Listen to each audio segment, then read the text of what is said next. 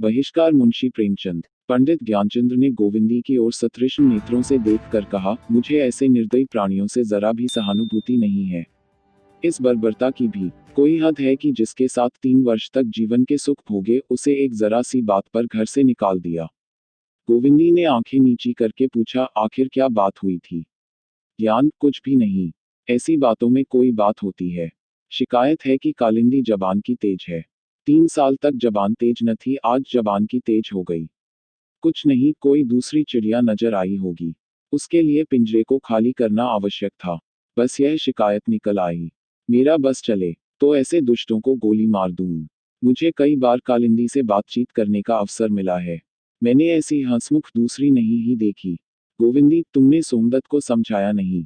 ज्ञान, ऐसे लोग समझाने से नहीं मानते। यह लात का आदमी है। बातों की उसे क्या परवाह।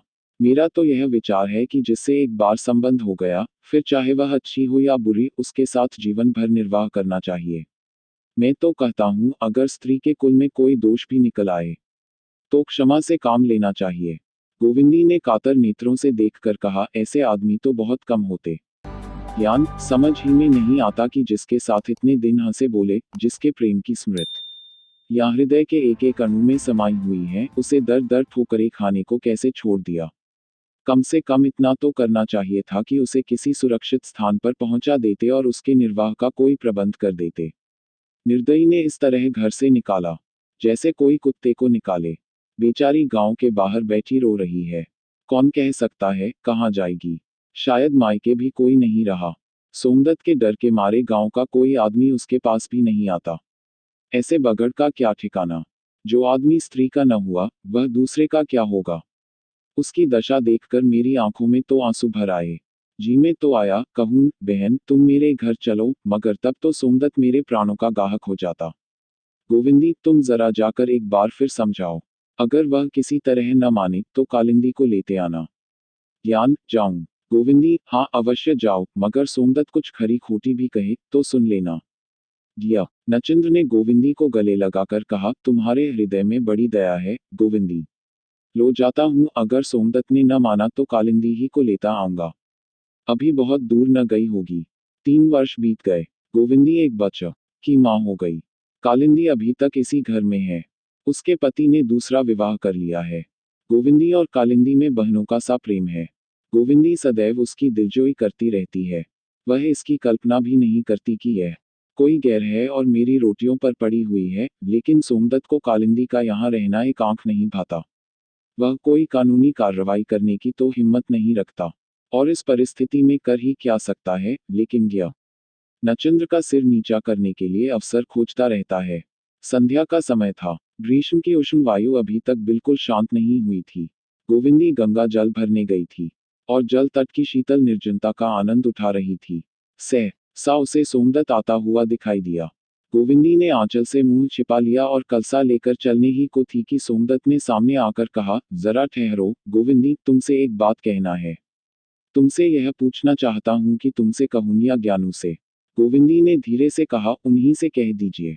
सोम जी, तो मेरा भी यही चाहता है, लेकिन तुम्हारी दीनता पर दया आती है। जिस दिन मैं ज्ञानचंद से यह बात कह दूंगा, तुम्हें इस घर से निकलन पड़ेगा। मैंने सारी बातों का पता लगा लिया है। तुम्हारा बाप कौन था, तुम्हारी माँ की क्या दशा हुई, यह सारी कथा जानता हूँ। क्या तुम समझती हो कि ज्ञानचंद्र यह कथा सुनकर तुम्हें अपने घर में रखेगा? उसके विचार कितने ही स्वाधीन हों, पर जीती मक्खी नहीं निगल सकता। गोविंदी ने थर थर कांपते हुए कहा, जब आप सारी बातें जानते हैं तो मैं क्या कहूँ। आप जैसा उचित समझे करें, लेकिन मैंने तो आपके साथ कभी कोई बुराई नहीं की। सोम, तुम लोगों ने गांव में मुझे कहीं मुंह दिखाने के योग्य नहीं रखा। तिस पर कहती हो, मैंने तुम्हारे साथ कोई बुराई नहीं की। 3 साल से कालिंदी को आश्रय देकर मेरी आत्मा को जो कष्ट पहुंचाया है, वह मैं ही जानता हूँ। 3 साल से मैं इस फिक्र में था कि कैसे इस अपमान का दंड दूं। अब वह अवसर पाकर उसे किसी तरह नहीं छोड़ सकता। गोविंदी, अगर आपकी यही इच्छा है कि मैं यहाँ न रहूं, तो मैं चली जाऊंगी, आज ही चली जाऊंगी। लेकिन उनसे आप कुछ न कहिए। आपके पैरों पड़ती हूँ। सोम, कहाँ चली जाओगी? गोविंदी, और कहीं ठिकाना नहीं है तो गंगा जी तो हैं। सोम, नहीं गोविंदी, मैं इतना निर्दयी नहीं हूँ। मैं केवल इतना चाहता हूं कि तुम कालिंदी को अपने घर से निकाल दो और मैं कुछ नहीं चाहता।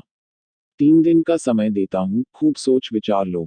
अगर कालिंदी तीसरे दिन तुम्हारे घर से न निकली तो तुम जानोगी। सोमदत्त वहां से चला गया। गोविंदी कलसा लिए मूर्ति की भांति खड़ी रह गई। उसके सम्मुख कठिन समस्या आ खड़ी हुई थी, वह थी कालिंदी। घर में एक ही रह सकती थी। दोनों के लिए उस घर में स्थान न था। क्या कालिंदी के लिए वह अपना घर, अपना स्वर्ग त्याग देगी? कालिंदी अकेली है। पति ने उसे पहले ही छोड़ दिया है। वह जहां चाहे जा सकती है, पर वह अपने प्राणाधार और प्यारे बच्चे को छोड़कर कहां जाएगी? लेकिन कालिंदी से वह क्या कहेगी, जिसके साथ इतने दिनों तक बहनों की तरह रही?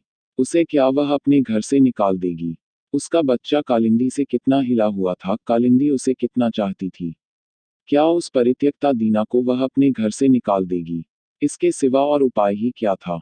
उसका जीवन अब एक स्वार्थी, दंभी व्यक्ति की दया पर अवलंबित था। क्या अपने पति के प्रेम पर वह भरोसा कर सकती थी? ध्यानचंद्र सहृदय थे, उदार थे, विचारशील थे, दृढ़ थे, पर क्या उनका प्रेम अपमान, व्यंग्य और बहिष्कार जैसे आघातों को सहन कर सकता था? उसी दिन से गोविंदी और कालिंदी में कुछ पार्थक्य सा दिखाई देने लगा। दोनों अब बहुत कम साथ बैठती। कालिंदी पुकारती, बहन आकर खाना खा लो। गोविंदी कहती, तुम खा लो, मैं फिर खा लूंगी। पहले कालिंदी बालक को सारे दिन खिलाया करती थी, माँ के पास केवल दूध पीने जाता था। मगर अब गोविंदी हर दम उसे अपने ही पास रखती है। दोनों के बीच में कोई दीवार खड़ी हो गई है। कालिंदी बार बार सोचती है, आजकल मुझसे यह क्यों रूठी हुई है? पर उसे कोई कारण नहीं दिखाई देता। उसे भय हो रहा है कि कदाचित यह अब मुझे यहाँ नहीं रखना चाहती। इसी चिंता में वह गोते खाया करती है कि न तो गोविंदी भी उससे कम चिंतित नहीं है। कालिंदी से वह स्नेह तोड़ना चाहती है, पर उसकी मलान मूर्ति देखकर उसके हृदय के टुकड़े हो जाते हैं। उससे कुछ कह नहीं सकती। अवहेलना के शब्द मुंह से नहीं निकलते। कदाच उसे घर से जाते देखकर वह रो पड़ेगी और जबरदस्ती रोक लेगी। इसी हैस बैस में 3 दिन गुजर गए। कालिंदी घर से न निकली। तीसरे दिन संध्या समय सोमदत्त नदी के तट पर बड़ी देर तक खड़ा रहा। अंत में चारों ओर अंधेरा छा गया। फिर भी पीछे फिर कर जल तट की ओर देखता जाता था। रात के 10 बज गए हैं। अभी ज्ञानचंद्र घर नहीं आए। गोविंदी घबरा रही है। उन्हें इतनी देर तो कभी नहीं होती थी। आज इतनी देर कहाँ लगा रहे हैं? शंका से उसका हृदय कांप रहा है। सहसा मर्दाने कमरे का द्वार खुलने की आवाज आई। गोविंदी दौड़ी हुई बैठक में आई, लेकिन पति का मुख देखते ही उसकी सारी देह शिथिल पड़ गई। उस मुख पर हास्य था, पर उस हास्य में भाग्य तिरस्कार झलक रहा था। विधिवाम ने ऐसे सीधे सादे मनुष्य को भी अपने क्रीड़ा कौशल के लिए चुन लिया। क्या वह रहस्य रोने के योग्य था? रहस्य रोने की वस्तु नहीं, हंसने की वस्तु है। ज्ञानचंद्र ने गोविंदी की ओर नहीं देखा। कपड़े उतारकर सावधानी से अलगनी पर रखे, जूता उतारा और फर्श पर बैठकर एक पुस्तक के पन्ने उल्टने लगा। गोविंदी ने डरते डरते कहा, आज इतनी देर कहाँ की? भोजन ठंडा हो रहा है।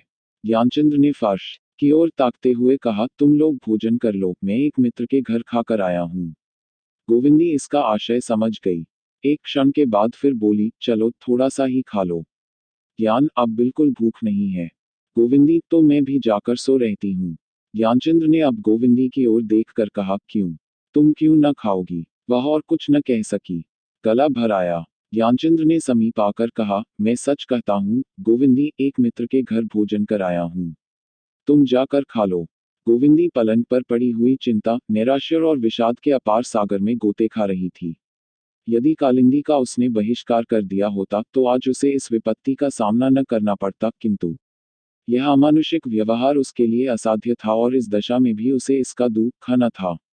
ज्ञानचंद्र की ओर से यूं तिरस्कृत होने का भी उसे दुख न था।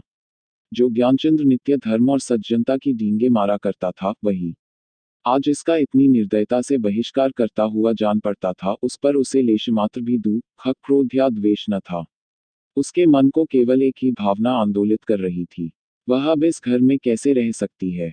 अब तक वह इस घर की स्वामिनी थी, इसलिए न कि वह अपने पति के प्रेम की स्वामिनी थी, पर अब वह प्रेम से वंचित हो गई थी। अब इस घर पर उसका क्या अधिकार था? वह अब अपने पति को मुंह ही कैसे दिखा सकती थी? वह जानती थी, ज्ञानचंद्र अपने मुंह से उसके विरुद्ध एक शब्द भी न निकालेंगे, पर उसके विषय में ऐसी बातें जानकर क्या वह उससे प्रेम कर सकते थे? कदापि नहीं। इस वक्त न जाने क्या समझकर चुप रहे।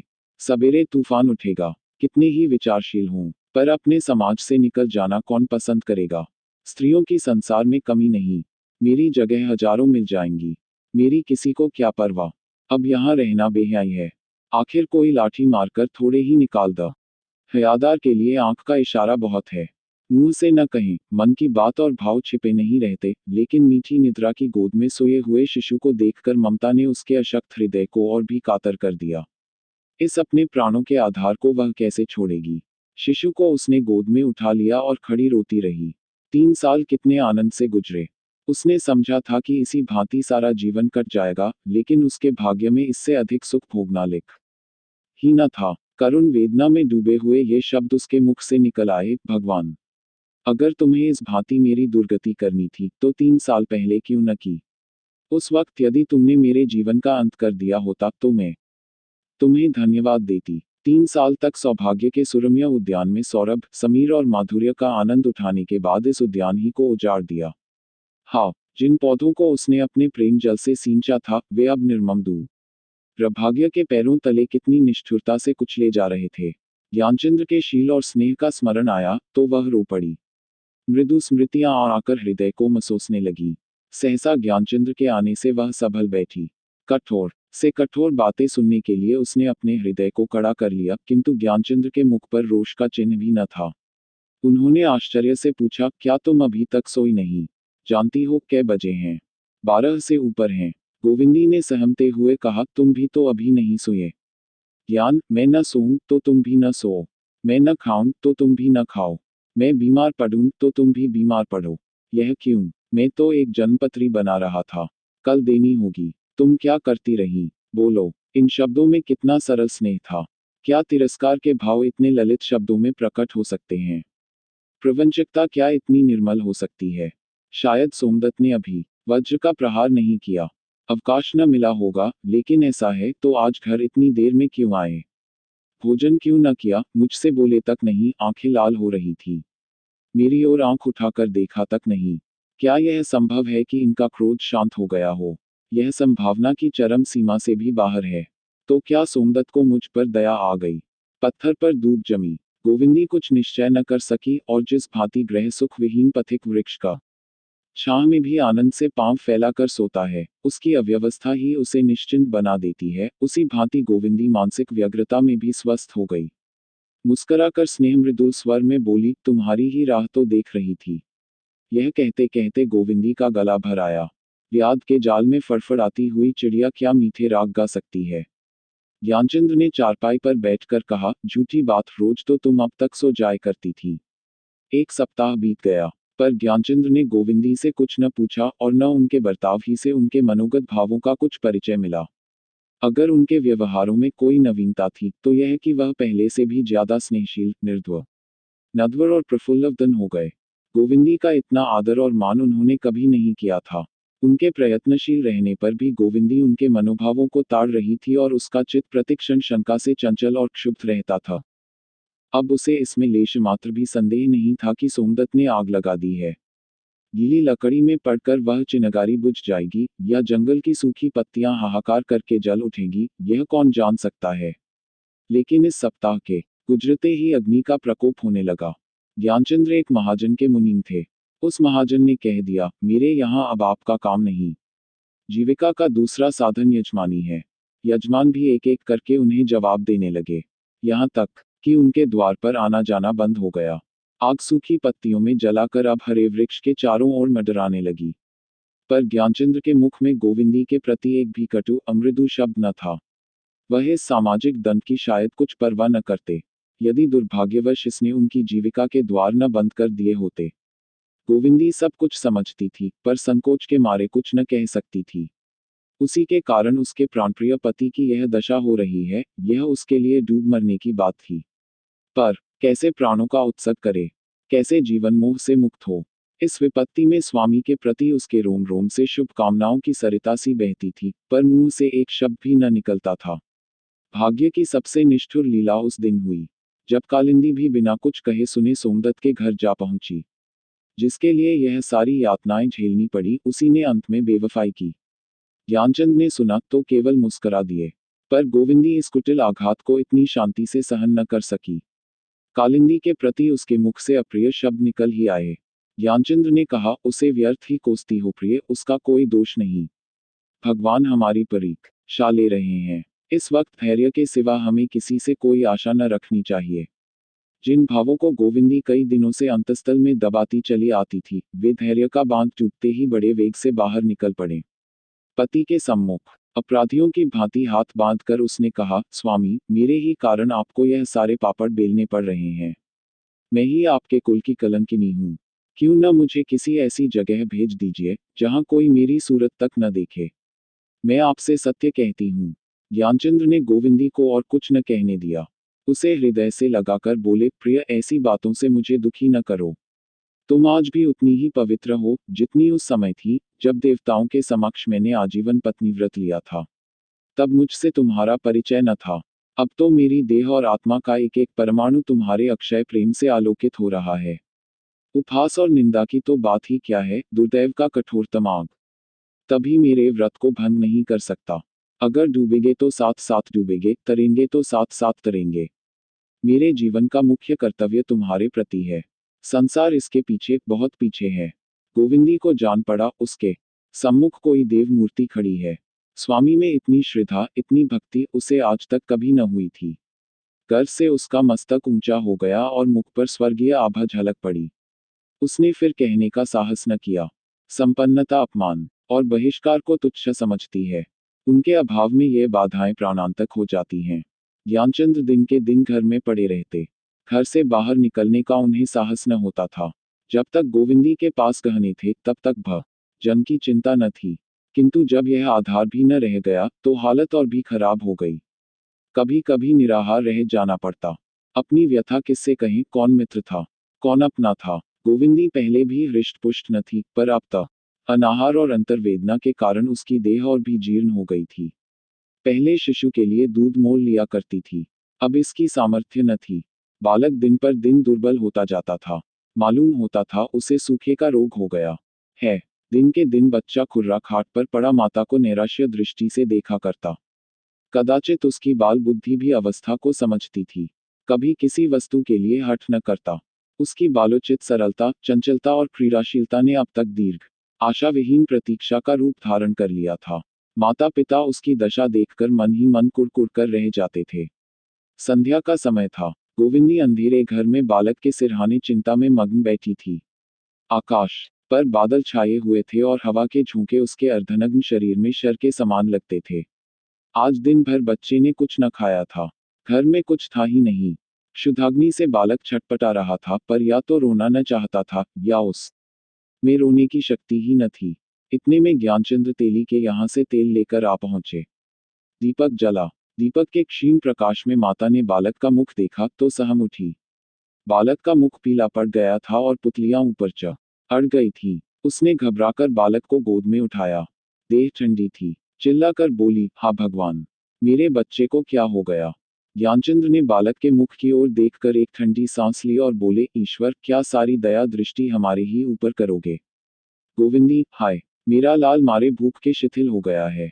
कोई ऐसा नहीं जो इसे 2 घूंट दूध पिला दे। यह कहकर उसने बालक को पति की गोद में दे दिया और एक लुटिया लेकर कालिंदी के घर दूध मांगने चली। जिस कालिंदी ने आज 6 महीने से इस घर की ओर ताका न था, उसी के द्वार पर दूध की भिक्षा मांगने जाते हुए उसे कितनी ग्लानि, कितना संकोच हो रहा था, वह भगवान के सिवा और कौन जान सकता है। यह वही बालक है जिस पर एक दिन कालिंदी प्राण देती थी, पर उसकी ओर से अब उसने अपना हृदय इतना कठोर कर लिया था कि घर में कई गौएं लगने पर भी एक चिल्लू दूध न भेजा। उसी की दया भिक्षा मांगने आज अंधेरी रात में भीगती हुई गोविंदी दौड़ी जा रही है। माता, तेरे वात्सल्य को धन्य है। कालिंदी दीपक लिए दालान में खड़ी गाय दुहा रही थी। पहले स्वामिनी बनने के लिए वह सौंत से लड़ा करती थी। सेविका का पद उसे स्वीकार न था। वह सेविका का पद स्वीकार करके स्वामिनी बनी हुई थी। गोविंदी को देखकर तुरंत निकल आई और विस्मय से बोली, क्या है बहन, पानी बूंदी में कैसे चली आई। गोविंदी ने सकुचाते हुए कहा, लाला बहुत भूखा है कालिंदी। आज दिन भर कुछ नहीं मिला। थोड़ा सा दूध लेने आई हूँ। कालिंदी भीतर जाकर दूध का मटका लिए बाहर निकल आई और बोली, जितना चाहो ले लो गोविंदी, दूध की कौन कमी है। लाला तो अब चलता होगा। बहुत जी चाहता है क जाकर उसे देखाऊं, लेकिन जाने का हुक्म नहीं है। पेट पालना है तो हुक्म मानना ही पड़ेगा। तुमने बतलाया ही नहीं, नहीं तो लाला के लिए दूध का तोड़ा थोड़ा है। मैं चली क्या आई कि तुमने उसका मुंह देखने को तरसा डाला। मुझे कभी पूछता है। यह कहते हुए कालिंदी ने दूध का मटका गोविंदी के हाथ में रख दिया। गोविंदी के आंखों से आंसू बहने लगे। कालिंदी इतनी दया करेगी, इसकी उसे आशा नहीं थी। अब उसे ज्ञान हुआ कि यह वही दयाशिला, सेवापरायण रमणी है जो पहले थी। लेशमात्र भी अंतर न था। बोली, इतना दूध लेकर क्या करूंगी बहन? इस लोशिया में डाल दो। कालिंदी, दूध छोटे बड़े सभी खाते हैं। ले जाओ धीरे, यह मत समझो कि मैं तुम्हारे घर से चली आई तो बिरानी हो गई। भगवान की दया से अब यहाँ किसी बात की चिंता नहीं है। मुझसे कहने भर की देर है। हाँ, मैं आऊंगी नहीं। इससे लाचार हूँ। कल किसी बेला लाला को लेकर नदी किनारे आ जाना। देखने को बहुत जी चाहता है। गोविंदी दूध की हांडी लिए घर चली, गर्वपूर्ण आनंद के मारे उसके पैर उड़े जाते थे। ड्योढ़ी में पैर रखते ही बोली, जरा दिया दिखा देना, यहाँ कुछ सुझाई नहीं देता। ऐसा न हो कि दूध गिर पड़े। ज्ञानचंद्र ने दीपक दिखा दिया। गोविंदी ने बालक को अपनी गोद में लिटाकर कटोरी से दूध पिलाना चाहा, पर एक घूंट से अधिक दूध कंठ में न गया। बालक ने हिचकी ली और अपनी जीवन लीला समाप्त कर दी। करुण रोदन से घर गूंज उठा। सारी बस्ती के लोग चौंक पड़े। पर जब मालूम हो गया कि ज्ञानचंद्र के घर से आवाज आ रही है, तो कोई द्वार पर न आया। रात भर भग्न हृदय दंपति रोते रहे। प्रातःकाल ज्ञानचंद ने शव उठा लिया और शमशान की ओर चले। सैकड़ों आदमियों ने उन्हें जाते देखा, पर कोई समीप न आया। कुल मर्यादा संसार की सबसे उत्तम वस्तु है। उस पर प्राण तक न्यौछावर कर दिए जाते हैं। ज्ञानचंद के हाथ से वह वस्तु निकल गई, जिस पर उन्हें गौरव था।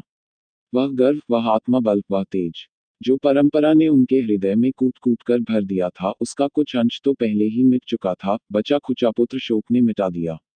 उन्हें विश्वास हो गया कि उनके अविचार का ईश्वर ने यह दंड दिया है। दुरवस्था, जीर्णता और मानसिक दुर्बलता सभी इस विश्वास को दृढ़ करती थी। वह गोविंदी को अब भी निर्दोष समझते थे। उसके प्रति एक कटु शब्द उनके मुंह से न निकलता था, न कोई कटु भाव ही उनके दिल में जगह पाता था। विधि की क्रूर क्रीड़ा ही उनका सर्वनाश कर रही है, इसमें उन्हें लेश मात्र भी संदेह न था। अब यह घर उन्हें फाड़े खाता था। घर के प्राण से निकल गए थे। अब माता किसे गोद में लेकर चांद मामा को बुलाएगी, किसे उपटन मलेगी, किसके लिए प्रातःकाल हलवा पकाएगी। अब सब कुछ शून्य था। मालूम होता था कि उनके हृदय निकाल लिए गए हैं। अपमान, कष्ट, अनाहार, इन सारी विडंबनाओं के होते हुए भी बालक की बाल क्रीड़ाओं में वे सब कुछ भूल जाते थे। उसके स्नेहमय लालन पालन में ही अपना जीवन सार्थक समझते थे। अब चारों ओर अंधकार था। यदि ऐसे मनुष्य हैं जिन्हें विपत्ति से उत्तेजना और साहस मिलता है, तो ऐसे भी मनुष्य हैं जो आपत्ति काल में कर्तव्यहीन, पुरुषार्थहीन और उद्यमहीन हो जाते हैं। ज्ञानचंद्र शिक्षित थे, योग्य थे। यदि शहर में जाकर दौड़ धूप करते तो उन्हें कहीं न कहीं काम मिल जाता। वेतन कम ही सही, रोटियों को तो मुहताज न रहते। किंतु अविश्वास उन्हें घर से निकलने न देता था। कहाँ जाएं, शहर में कौन जानता है। अगर दो चार परिचित प्राणी हैं भी तो उन्हें मेरी क्यों परवाह होने लगी। फिर इस दशा में जाएं कैसे। दे ह पर साबित कपड़े भी नहीं। जाने के पहले गोविंदी के लिए कुछ न कुछ प्रबंध करना आवश्यक था। उसका कोई सुबीता न था। इन्हीं चिंताओं में पड़े पड़े उनके दिन कटते जाते थे। यहाँ तक कि उन्हें घर से बाहर निकलते ही बड़ा संकोच होता था। गोविंदी ही पर अन्नोपार्जन का भार था। बेचारी दिन को बच्चों के कपड़े सीती, रात को दूसरों के लिए आटा पीसती।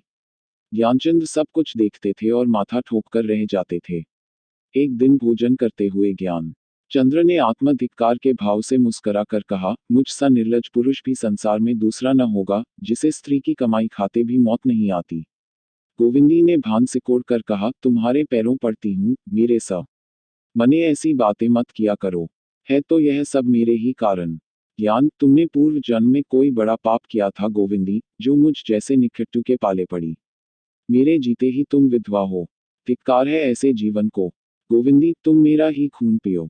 अगर फिर इस तरह की कोई बात मुंह से निकालो, तुम्हारी दासी बनकर मेरा जन्म सुफल हो गया। मैं इसे पूर्वजन्म की तपस्या का पुनीत फल समझती हूँ। दुख सुख किस पर नहीं आता। तुम्हें भगवान कुशल से रखें, यही मेरी अभिलाषा है। ज्ञान, भगवान तुम्हारी अभिलाषा पूर्ण करें। खूब चक्की पीसो। गोविंदी, तुम्हारी बला से चक्की पीसती हूँ। ज्ञान, हाँ हाँ पीसो। मैं मना थोड़े करता हूँ। तुम न चक्की पीसोगी तो यहाँ मूंछों पर ताव देकर खाएगा कौन। अच्छा, आज दाल में घी भी है। ठीक है, अब मेरी चांदी है, बेड़ा पार लग जाएगा। इसी गांव में बड़े बड़े उच्च कुल की कन्याएं हैं। अपने वस्त्राभूषण के सामने उन है और किसी की परवाह नहीं। पति महाशय चाहे चोरी करके लाएं, चाहे डाका मार कर लाएं, उन्हें इसकी परवाह नहीं। तुम में वह गुण नहीं है। तुम उच्च कुल की कन्या नहीं हो। बाहरी दुनिया, ऐसी पवित्र देवियों का तेरे यहाँ अनादर होता है। उन्हें कुल कलंकिनी समझा जाता है। धन्य है तेरा व्यापार। तुमने कुछ और सुना। सोमदत्त ने मेरे असामियों को बहका दिया है कि लगान मत देना, देखे क्या करते हैं। बताओ, जमींदार को रकम कैसे चुकाऊंगा। गोविंदी, मैं सोमदत्त से जाकर पूछती हूँ ना। मना क्या करेंगे, कोई दिल लगी है। ज्ञान, नहीं गोविंदी, तुम उस दुष्ट के पास मत जाना। मैं नहीं चाहता कि तुम्हारे ऊपर उसकी छाया भी पड़े। उसे खूब अत्याचार करने दो। मैं भी देख रहा हूँ कि भगवान कितने न्यायी हैं। गोविंदी, तुम असामियों के पास क्यों नहीं जाते। हमारे घर न आए, हमारा छुआ पानी न पिए, या हमारे रुपये भी मार लेंगे। ज्ञान, वाह, इससे सरल तो कोई काम ही नहीं है। कह देंगे हम रुपये दे चुके, सारा गांव उसकी तरफ हो जाएगा। मैं तो अब गांव भर का द्रोही हूं ना। आज खूब डटकर भोजन किया। अब मैं भी रईस हूँ, बिना हाथ पैर हिलाए गुलछर्रे उड़ाता हूँ। सच कहता हूँ, तुम्हारी ओर से अब मैं निश्चिंत हो गया। देश विदेश भी चला जाऊं तो तुम अपना निर्वाह कर सकती हो। गोविंदी, कहीं जाने का काम नहीं है। ज्ञान, तो यहाँ जाता ही कौन है। किसे कुत्ते ने काटा है जो यह सेवा छोड़कर मेहनत मजूरी करने जाए। तुम सचमुच देवी हो गोविंदी। भोजन करके ज्ञानचंद्र बाहर निकले। गोविंदी भोजन करके कोठरी में आई तो ज्ञानचंद्र न थे।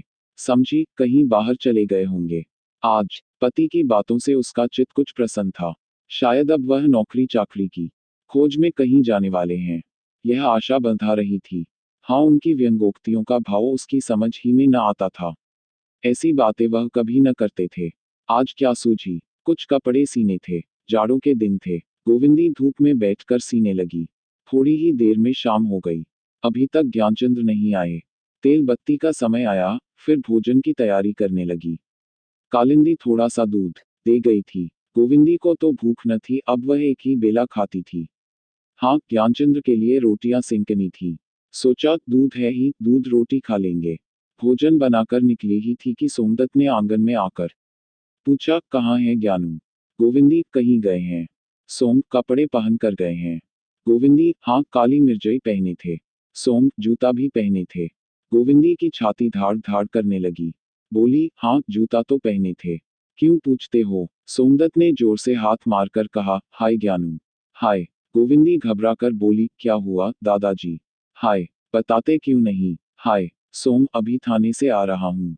वहां उनकी लाश मिली है। रेल के नीचे दब गए।